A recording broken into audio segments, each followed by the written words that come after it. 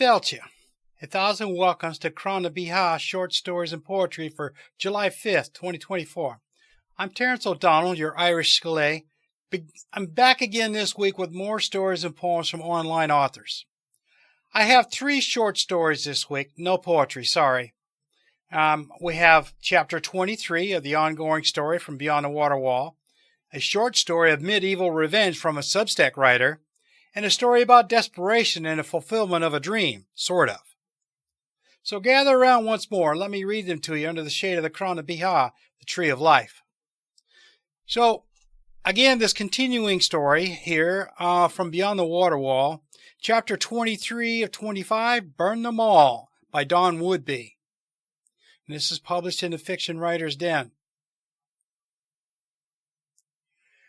Previously, Mars, Wren, and the others finally reach the cave and find soldiers camped inside.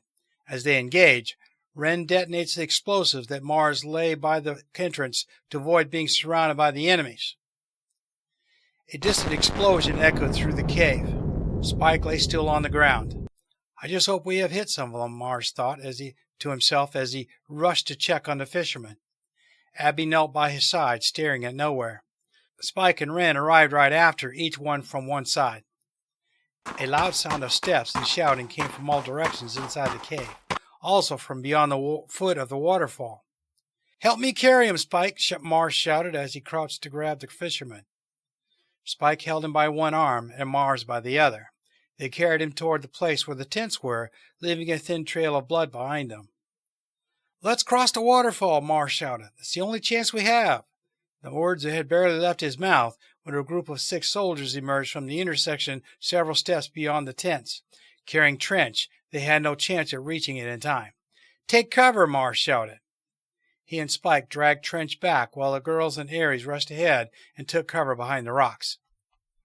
Mars and Spike barely escaped a torrent of bullets before joining them. "Check the rear," Spike ordered Abby. "We're going to be surrounded." "I still have 1 bomb," Mars said. "I have to save it. We're going to have to go head-to-head against these." The shooting covered his words and his eyes burned from the smoke. "They're coming," Abby shouted. The rocks covered them from both flanks. Abby peeked through a small cleft, trying to see beyond the river. "We're going to have to divide our attention," Mars said. "Trench, can you still fight?" The fisherman nodded, struggling to sit up and hold his rifle. "Does this thing reach to the other side?" Mars asked Wren, pointing at her flamethrower. She exhaled deeply. "I think so." "When they show up, pull the trigger," he whispered to her. He then shouted to the others, "Stay behind her!" Mars looked at Trench and Spike and pointed at the soldiers in front of them. "Take those," he said. The stream of bullets lost their strength after a moment. They stayed behind the rocks, waiting for an opportunity to shoot back. As soon as they saw an opening, Spike stood up and pulled the trigger on his rifle. The soldiers took cover behind the wreckage, but they were too vulnerable. 2 were hit and fell instantly. Meanwhile, on the other flank, more enemies had arrived. A group of 8, and judging by the sound of footsteps, many more to come. Mars looked at Wren and nodded. Without hesitating, she pressed the trigger and a massive stream of fire came out of her weapon. The flames spread wide and far, reaching them all at once. The heat increased until it scorched her face and arms. She held on for some moments until she needed a stop. Soldiers ran and threw themselves into the river in despair. In vain. None crawled out of it again. "Do you still have fuel?" Mars asked, peeking over his shoulder to check the other flank. "Not much," she said. "Maybe enough for 1 more round." "Be prepared then," he said. Trench, who was still struggling to carry his weapon, traded with Abby so that she could help Spike in the long-range shooting. The 4 soldiers had settled themselves between a pile of wreckage, and there was no clear line of fire. It seemed that they reached an impasse, and for several minutes no more enemies came from the other flank. "Burn them all," Mars said flatly. She kneeled up and slowly aimed the flamethrower. Mars stood behind her, slightly higher, and prepared to shoot. "Now!" he shouted, slightly moving to the side to divert the attention from her. He fired, and the flames from Wren's mighty weapon spread around the enemies. The 4 remaining soldiers collapsed as the fire and smoke climbed up to the ceiling, covering everything behind them. "Are they all dead?" Mars asked. She tossed her weapon to the side. "I sure hope so. This thing is completely empty." "Let's cross it before anyone else comes," Spike said, and grabbed the fisherman's arm. A myriad of soldiers emerged from the dissipating smoke. 5 of them advanced in front. Most likely the pawns, Mars thought to himself. Behind him, many more followed, including a distinct one. All the soldiers wore the same vest, except for this one. His armor was darker, and his helmet was covered by spikes. 3 soldiers stood near, carrying large shields, always trying to cover him. That's Aegon, Wren said flatly. The fisherman jumped up as if all his injuries were gone. He traded weapons with Abby again and pointed the rifle. Spike puffed his chest and aimed his weapon with intent. Hold, Mars shouted, setting his weapon to 2. This is the last one. It won't get them all. After it blows, it's our last chance. Go for it. Wren timidly drew her small handgun out of her pants and gently touched Ares' neck. Mars aimed carefully. His heart beat as if it wanted to jump out of his chest. His fast breathing prevented his arm from being steady, and, for the first time in a long time, he felt afraid. He took a very deep breath and closed his right eye. Don't think, he said to himself, silently trying to aim. He placed his finger on the button. What are you waiting for? Wren said firmly. He tried to stabilize his shaking arm. The soldiers shouted something and lifted their weapons in their direction. He pressed it. Poorly aimed, perfectly hit. Once again, the same place was the target of an immense blast. Piles of wreckage flew around and mixed with the flames and the smoke. For a moment, there was no way to tell how many had been hit. When the fire and smoke dissipated, several enemies crawled, missing a limb or two, trying to reach an unclear goal. As expected, not all of them were gone. The men with the shields still stood. Behind them, 5 soldiers, including Aegon, tried to position themselves to fire back. They took out their helmets and coughed violently. It's really Aegon, Spike said. The fisherman ground his teeth and prepared to shoot, but fell back on the ground, dropped his weapon, and covered his face with his hands. Abby crouched and shook his shoulder. What's wrong? That's Reed, the fisherman stuttered. Who's Reed? She whimpered. The fisherman silenced. Mars, Wren, and Spike focused on the enemies, waiting for an opening. There was no ammo to waste. If Aegon was there, it meant they had no one else to send. The next port military unity wasn't near. Reinforcement would come, but, for now, they still had some time. It's my brother, Terrance whispered. Everyone quickly looked at him. Your dead brother? Spike asked acidly. He was dead, he said, trembling. How could he not? Mars poked Spike with his elbow, calling his attention back to the enemy as Abby tried to comfort the fisherman. There was no way to know, she said. How could I not know it? You couldn't. The fisherman silenced. Abby lifted her weapon and directed her attention to the enemy. Now and then they fired a shower of bullets. And then they stopped. The situation elongated for a long time. No one wanted to leave their refuge. Ares lay quietly, despite the noise. How many are still there? Spike inquired. I count 8, Mars said, 3 with the shields and 5 behind them. How are we going to get through the shields? Wren asked. I'm not sure, Mars faltered. They will have to be exposed to shoot us. When they do, we will fire back. They will just keep the tension, Wren said, and wait for reinforcement. You're right, Mars said. We'll have to bring the fight to them. Save Reed for me, the fisherman growled. So this story is starting to get pretty interesting. My next story is by Substack publication Vindicators, is entitled The Last Breath of Snow by Ken W. Now, he published this story late last year, but I dug it out of his archives because it's pretty good. After months of walking, Athelred felt the bare rocks through his boots. Every step over the uneven ground, his knees ached too. But they had for decades now, and only the new addition of cold rocks on his feet made the discomfort feel fresh. He did wish he could stop and sit down, but his quest was so close to ending, and he so old, he may never rise again if he took a breath. So he continued his walk north, and the grinding of his old body into the ground. The fjord walls rose to the sky. He walked along one, deep in its shadow. The other sat across the wide and deep finger of water he'd found a week ago and followed north. It had been so long since he'd seen flat ground, and he ached for the wide and mysterious forests of his beloved birthland of York. This land was a truly harsh one.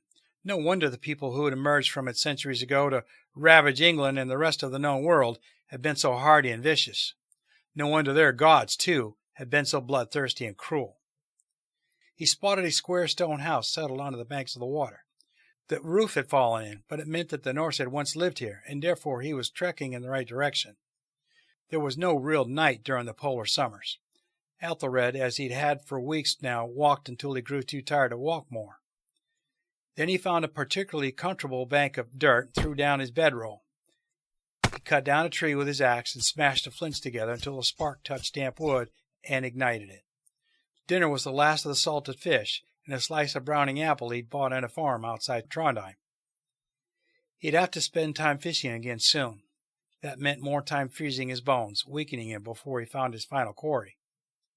He awoke shivering before a blackened log. Breakfast was the last slices of apple.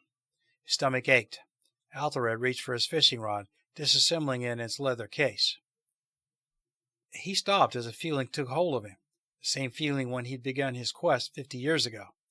He wouldn't need the rod, for the end was ahead. So he rose, relieved himself, and resumed walking. The fjord rose higher throughout the day until the entire strait and land on either side was in shadow. In the darkness, Ethelred wondered if God had misled him for once, or if he'd finally grown so old his senses were fleeing. That only quickened his pace. Then he suddenly stepped into the sunlight and stopped short in awe. The mountains ended suddenly, as if a giant axe had sheared the entire Norwegian coast away. A flat plain of pale grass stretched a few hundred paces from the end before it reached the crashing black seas. Beyond, he saw rocks rising high out, then beyond, the horizon. The aches fled from his legs as he hurried forwards. This was it, the last possible place God had yet to touch.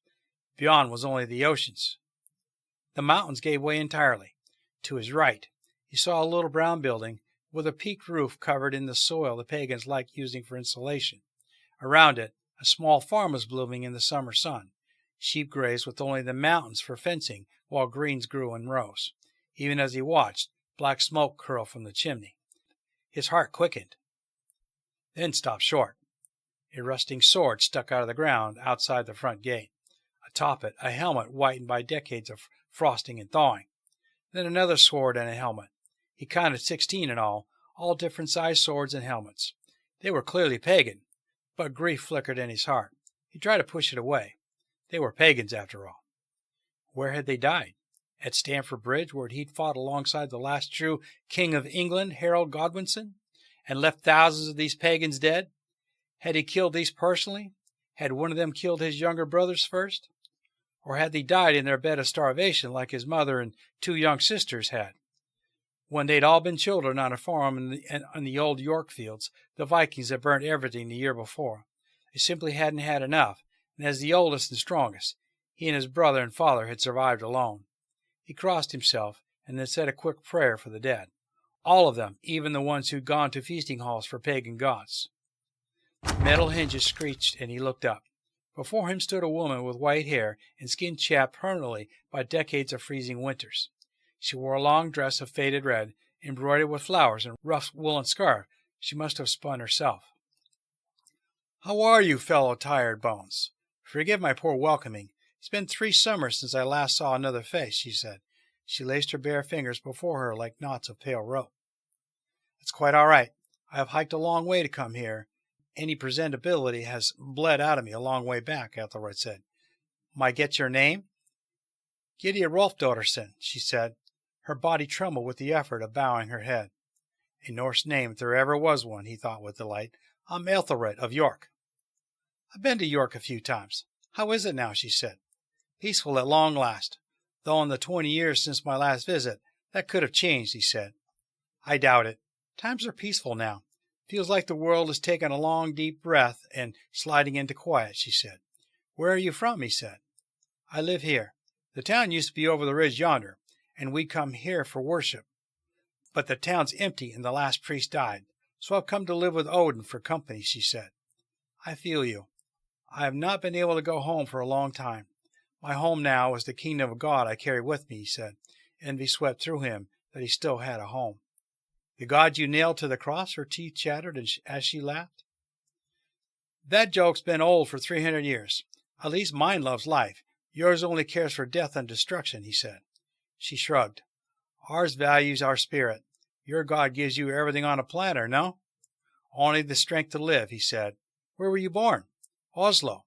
That's gone now. The king converted officially, and those of us who refused to follow either died in the Civil War or fled further north.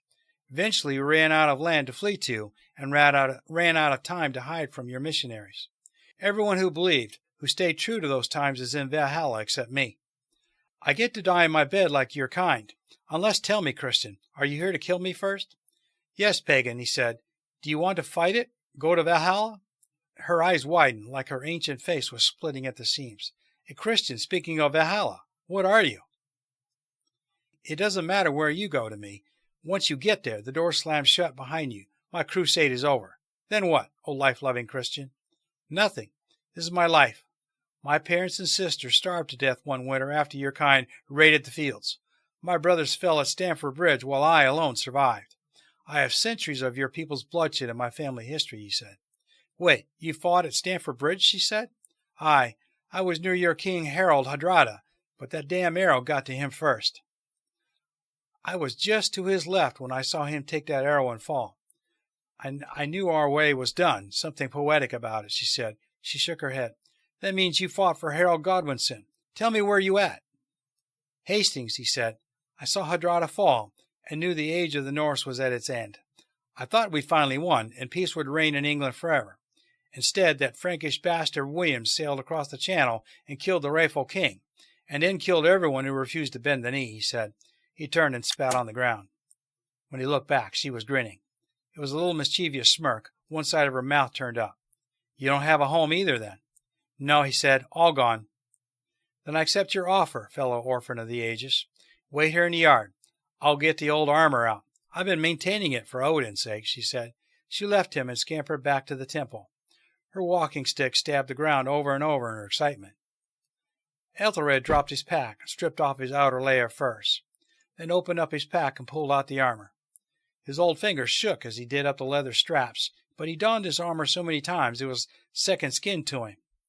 As lamellar plates shine in the sun at their last chance, he hefted his sword in one hand and wooden shield in the other. Looking out over the little farm, he felt rather silly. All the children in Kattegat, Trondheim, and every other Norse city would laugh at him pretending to be a soldier. Look, did this man think he still had to die in battle to go to heaven? How silly. A hoot rang through the air, and he swiveled to scan the shoreline. A few fat, blubbery seals crawled out of the surf and nestled down on the shore. The sailors he'd crossed the seas with had called them mermaids, he thought with growing amusement. A few sheep baaed in the pen. Some birds cried overhead. He looked around, wondering whether they felt the presence of the old Norse gods slowly dying away.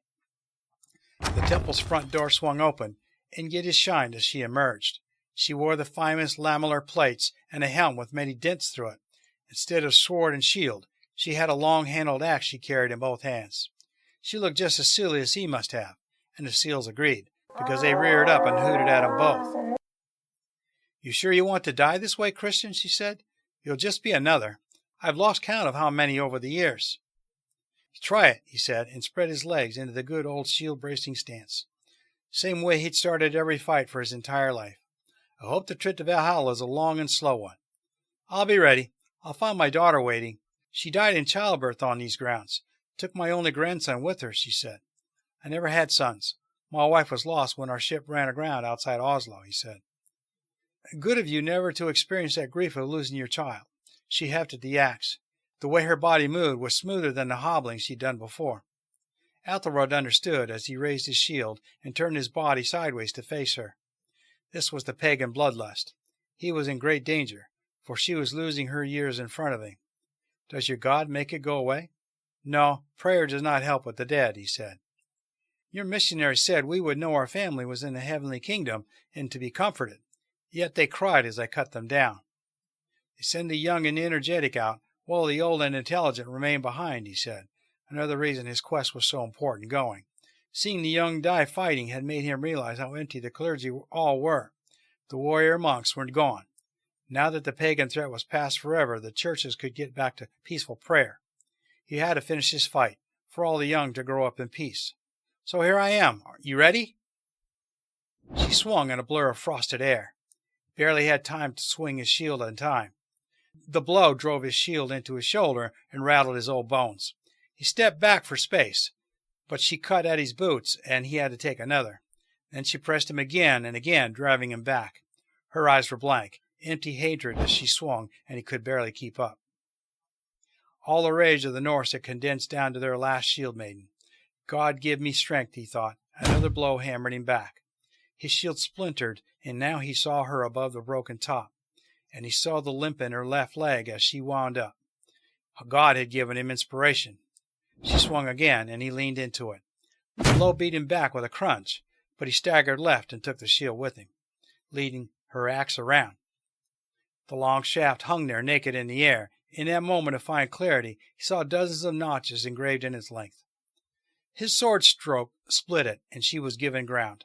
Holding the splintered end before her surprised eyes, strength filled out the rud as the end grew near, powering him forward. Snow scattered with hard crunches around him, and he rushed after her. She ducked away from his first swing and came up firing with a shorter hand axe. He hadn't seen that before, and he only got a glimpse before it punched through his loose chain mail and into his side. He groaned and stumbled back. Age had surely wormed into his mind if he hadn't noticed the secondary weapon. He dropped his arm and pinned it into his side with what was left of his shield. She yanked back, but her lame leg twisted and she stumbled. He stabbed straight and true and caught her right in her breast. She gasped. The effort exhausted him, and he stumbled away, so her axe slid free. They straightened and stared at each other. Blood leaked from between Gydia's lips. He must have hit her harder, because he wasn't choking on his own blood. Surely she'd perish from such a wound, but he had to finish the job. For himself, he had to watch it end.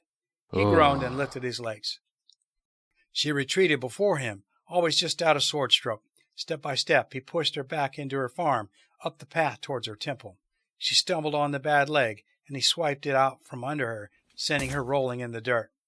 The axe came up and buried its head in his thigh. He felt the chainmail hammer his leg, pulverizing his muscles with burning agony. The leg held, and she couldn't yank it free. He looked down through the visor and saw her pale blue eyes. Life had returned to them. She stared straight up through them, towards the heavens above. "Are there Valkyries up there?" he said, and pressed his sword into the gap between helmet and mail jacket collar. She tried to speak, but a rasping gurgle came out, followed by trickling blood. Her head nodded up and down once. He struck straight and true. After recovering his breath, he dragged her through the doorway of her little temple. His strength had faded too far to get her to the altar, so he laid her down to rest on the gray woolen carpet between the benches. Once she had her axes again, he fumbled with the flints until they lit a spark over the dry wooden floorboards and let the very destructive thirst of fire do the rest. It roared to life and burned over her last resting place. Ethelred dragged himself down to the beach and lay with his back on a sand dune, listening to the wooden walls pop and collapse behind him and watching the waves lap before. A chill started to creep over him, sapping the last of that feeling from his muscles and deadening his fingers and toes. Exhaustion weighed heavily. Unbeatably for the first time in decades, he took one last look around. A few seals gave him a look, then roared and hauled themselves away from the strange, dying creature. The mountainous islets beyond remained unchanged. Ethelred hoped no one would ever find his bones, or the ruins of the little temple. This chapter would stay dead forever. He felt someone watching him slowly freeze and looked up. Directly in front of him, a massive round cloud rolled in over the mountains. It looked like a bearded man with one eye. It stared at him. Then it collapsed into gray nothing. Snowflakes began to fall. He closed his eyes to feel them prickle as they melted on his cooling skin. Now, for my last story, I'm going to take a little break here, and I'll come back after my commercial and bring you the last story. During this break, I wish to ask for a donation of any amount to help me keep this podcast going. I'm fine with whatever you can afford, using whatever currency you want. I've set up a donation tab on the Crann Stories and Poetry webpage at rss.com and a donation page on my website at www.crannabihah.com using PayPal for your security. Don't worry about the exchange rates, as PayPal takes care of that for us. If you like this podcast, please like, subscribe, and share it with everyone you know in your social circles, as the writers I showcase in this podcast deserve all the exposure they can get. I created this podcast for them because I love to read their work, and I believe it should be shared with the whole world. Now I want to explain how to find my website. Since this show is audio only, just write down the website name from the podcast image showing here. Search for it. Visitors finding the website for the first time will reach the welcome page to learn a little bit about what's inside. You'll see the homepage link at the bottom of the page. Click on it if you wish to enter my world. Once on the homepage, you'll see the menu bar at the top where there are links to the pages in the website. Feel free to look around all you want. If you should happen to buy one of my books, all the better. Thank you for your support.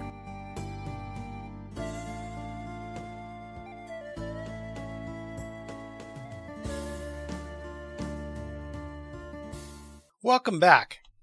So my next and last story is entitled Nothing Else Matters by Nevena Paskaleva.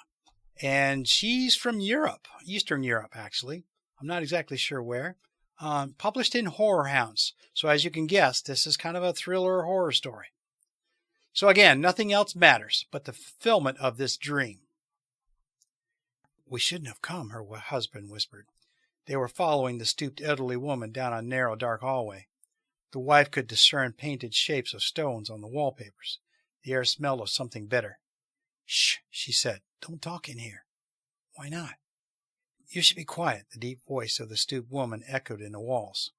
The wife thought that angry waves washed over the painted stones, making them glisten like living creatures in the darkness.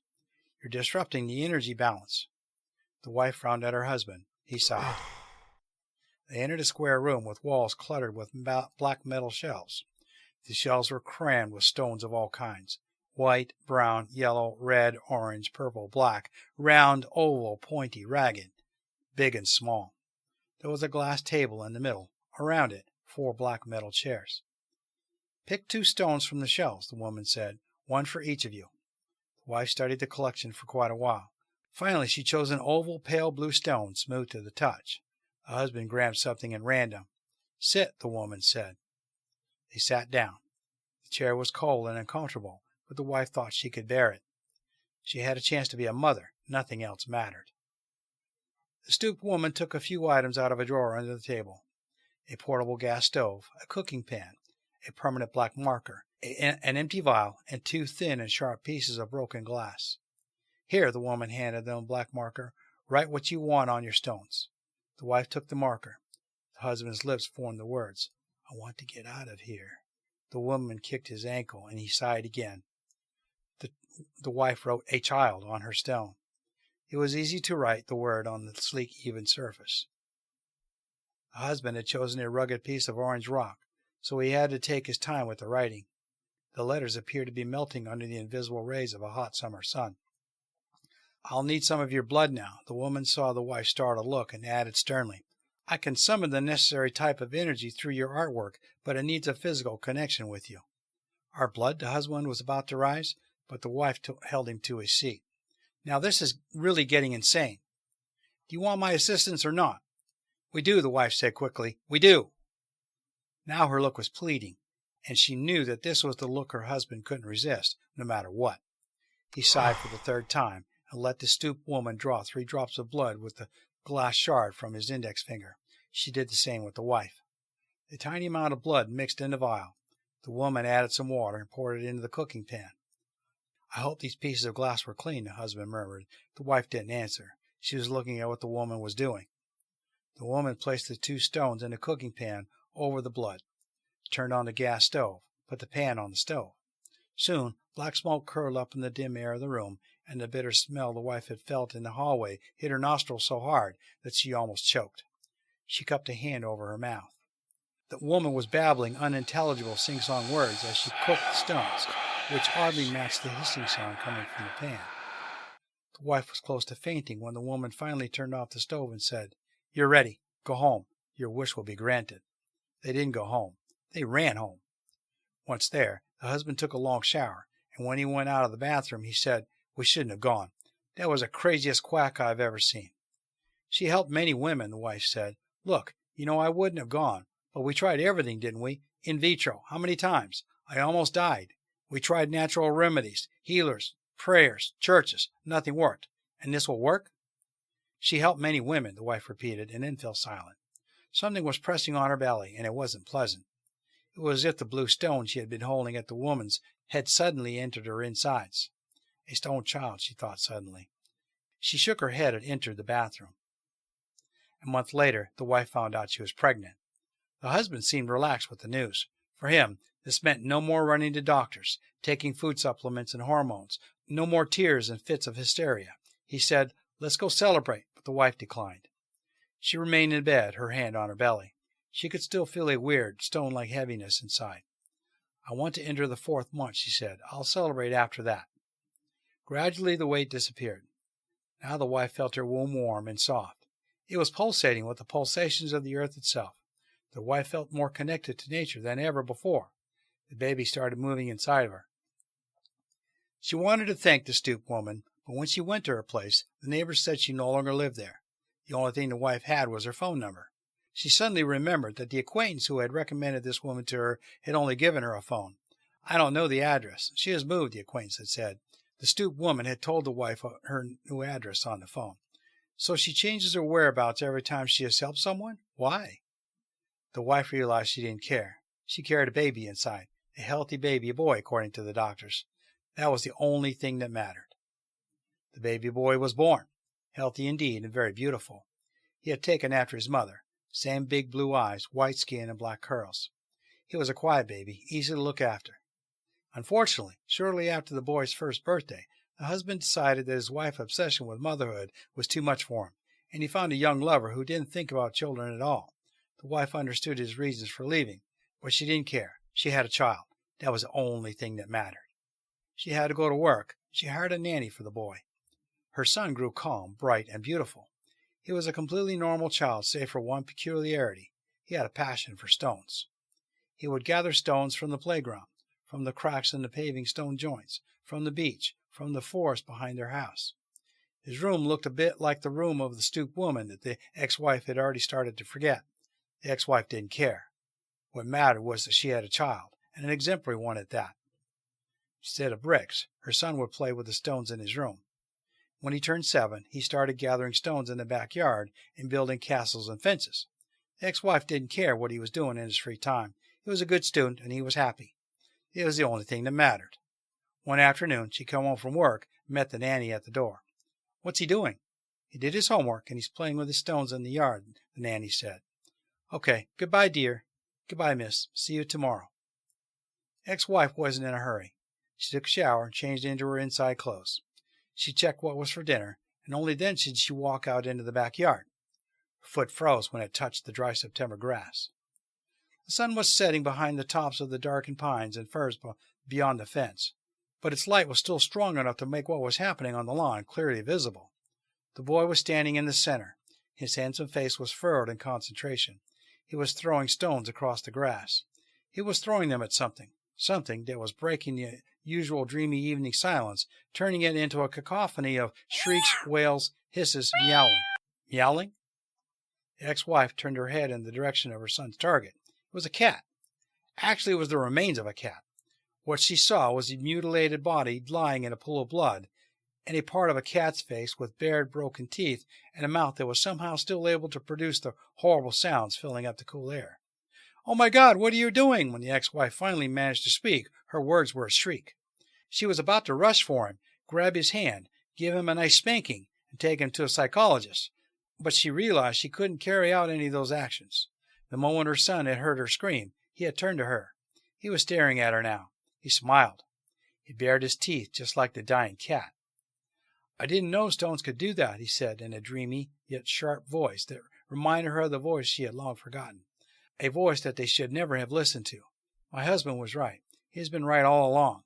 We shouldn't have gone there at all, but I wouldn't listen. I wouldn't listen." "Stones are really magical," the boy continued. "They can make you a master of life and death. I killed the cat with stones, and later I can use stones to resurrect her. I can resurrect you too, Mom." It was only then that the ex-wife noticed the big round rock on the boy's raised hand. It was oval, pale blue, and it looked heavy. Very heavy. "I can resurrect you too," the boy repeated. "I promise." He stepped forward. So that's a pretty scary story. That's all I have for you this week. I appreciate everybody tuning in. And I'll talk to you guys again next week with more stories and poems. Sláinte. Guru Mahagat. Thank you for listening to the show today. I hope you enjoyed the variety of stories and poems again this week. If you like the show, please like, subscribe, and reply, as this goes a long way towards reaching more listeners around the world. As a Shanké, I hope you will allow me to continue delighting you with a story or poem here under the Crann and beatha. Maybe they will bring you a smile, take you away from your troubles for a time. As I say goodbye this week, I wish to leave you with this Irish blessing as you go about your day. May your path rise up to meet you, and the sun warm your bonnet as you walk down the lane to the pub. May your friends and relations bring you a pint after you retell these stories and poems I give you here. Slán go fóill. Goodbye for now.